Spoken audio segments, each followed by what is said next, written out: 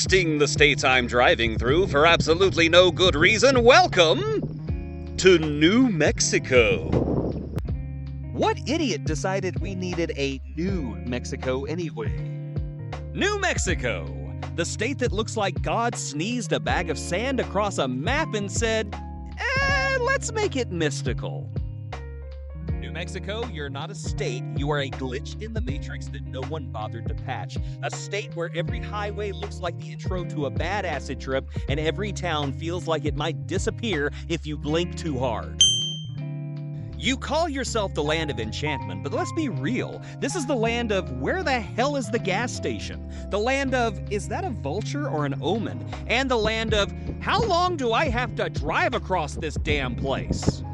You can drive 4 hours across this scorched Martian nothingness just to reach a town with a population smaller than a junior high chess club.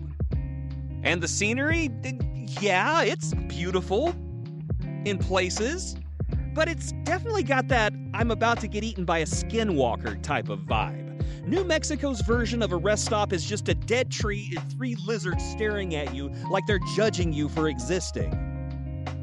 And the weather is psychotic. There's no such thing as seasons here. You get 1 hour of summer, 15 minutes of hurricane, 30 seconds of frozen death, and then you're back to having lava in your pants. It's like the sky itself is trying to kill you, but keeps getting distracted. Thunderstorms don't just roll in here, they descend from the heavens like the final boss of a God of War game. Lightning strikes so hard, it makes nearby states get PTSD. Meanwhile, the sun over New Mexico doesn't just shine, it bullies. It judges you just for being there. It doesn't sit at night, it just simmers behind the mountains, sharpening its knives for tomorrow. Let's talk about the towns in this place. Oh dear Lord, they've got a town called Truth or Consequences. Sounds like a warning, not a vacation spot. Pie Town? Oh come on, you guys just gave up and named the town after dessert, which, respect. Las Cruces, that's Spanish for the crosses. Oh, way to make your town sound like the prologue to a Stephen King novel.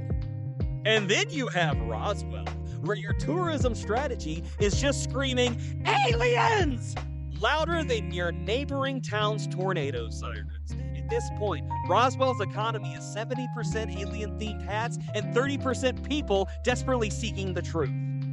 Okay, let's be serious. Roswell is only famous because aliens went drunk driving through it in the 1940s, which honestly I can understand because I think the only way that you can stand driving through New Mexico is to drive through it a little tooted. Don't drink and drive, kids.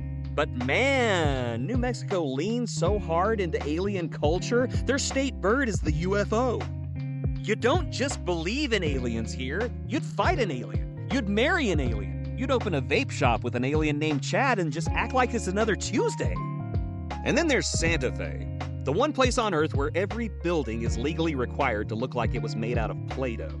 Santa Fe is like if Pinterest and Etsy made a city and then gave it a trust fund. Everyone's naming things like Willow Breeze and Stone Spirit, and they sell $4,000 dream catchers to drunk tourists who really just wanted nachos. Ruidoso, New Mexico. It's the ski town you go to if you can't afford Colorado. I have no further commentary than just that because you know it's true. Then there's Albuquerque. It's out there like, we don't have time for your artisanal cactus soap. We have balloon festivals to crash and meth empires to accidentally inspire. You know, thanks to Breaking Bad, every Midwestern dad thinks that visiting Albuquerque is basically a meth-fueled episode of Survivor Desert Edition. And the food. New Mexico food isn't food, it's a knife fight disguised as brunch. Imagine Morpheus standing in front of you saying, red chili or green chili, but if you pick wrong, you're gonna meet God. And not the one that you worship, you're gonna meet a God with like 18 arms and an elephant head. You don't ask how spicy the food is in New Mexico. You ask how close to death am I going to get by eating this? This is not a flavor profile, it's a life decision. And let's not forget the people in New Mexico. They are built different. Sun-hardened, chili-fortified, so full of suspicious folklore energy that you half expect them to turn into coyotes at sunset. These are people who will give you directions that involve 0 road names, but 17 landmarks and at least 2 personal insults. They'll tell you to turn left at a goat pen, and if you say which one, they'll just squint at you like you died in front of them. They will argue about whether or not ghosts are real while handing you a tamale so spicy it will open your third eye. So here's to you, New Mexico, you hot, haunted, alien-infested, chili-drenched dust miracle. You're the kind of place where time gets weird, the GPS lies, and the only real survival tool is a stubborn attitude and a water bottle full of tequila. Other states have cities. You have mirages. Other states have museums. You have warning signs disguised as art. Other states live by the laws of physics. You live by vibes, rattlesnakes, and the sheer force of weirdness. Other states run on reason.